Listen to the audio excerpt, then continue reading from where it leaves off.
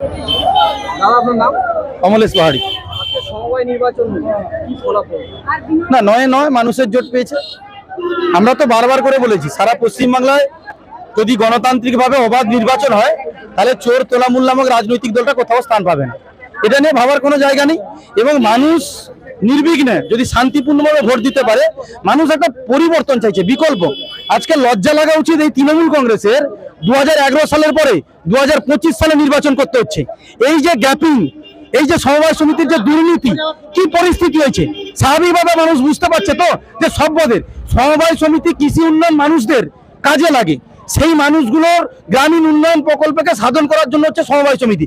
আর চোর তৃণমূল কংগ্রেস 15 বছর ধরে এখানে নির্বাচন করেনি ভয়ে, কারণ জানে যে এখানকার মানুষের রায় স্বতঃস্ফূর্তভাবে রায় হবে, তৃণমূল কংগ্রেস গোয়ারা হারবে। আজকে সেটাই প্রমাণ হয়েছে। আমার নাম অমলেশ পাহাড়ি, ভারতীয় জনতা যুব মোর্চার সম্পাদক, মেদিনীপুর সাংগঠনিক জেলা।